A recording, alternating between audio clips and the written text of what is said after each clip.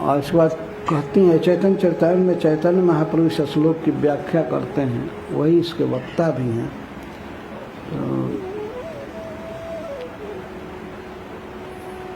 यह किमत हो लंपट सठ धृष्ट सुकपट। मैं जानती हूँ कि वे लंपट हैं, धृष्ट हैं, सठ हैं, धोखा देने में प्रवीण हैं, चिटिंगबाज हैं और सुकपट, कपट में अत्यंत प्रवीण हैं। मुझे दिखा करके वे अन्य नारीगणों के साथ क्रीड़ा करें, मोरे दीते मन प्रीड़ा तार सने करे क्रीड़ा। मुझे दुख देने के लिए मेरे सामने वे क्रीड़ा करें, अथवा यह भी कर सकते हैं वे कि उन गोपियों को दुख देने के लिए उनके सामने ही मेरा आलिंगन करें, हमारे साथ विहार करें। वो जो कुछ भी करे वे हमारे प्राणनाथ।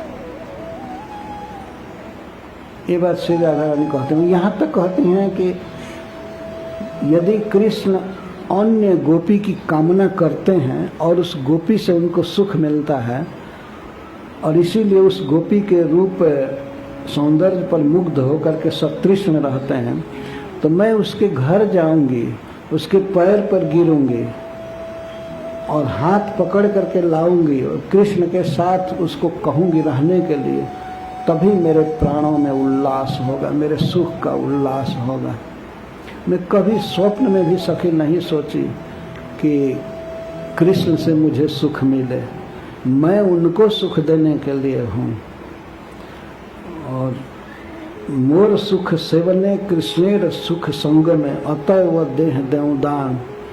मेरा सुख क्या है सखी? मोर सुख सेवने, मेरा सुख है कृष्ण की सेवा, कृष्ण के सेवन में मेरा सुख है। और कृष्णेर सुख संग में, और कृष्ण का सुख है मेरे संगम में।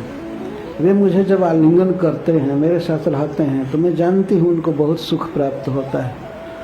लेकिन मैं किस चीज़ से सुखी रहती हूँ? मोर सुख सेवन है, उनके सेवन में मेरा सुख है। कृष्णेर सुख संग में अतएव देह देऊं दान। कृष्ण मोरे कांता करी कहे मोरे प्राणेश्वरी, मोर है दासी अभिमान।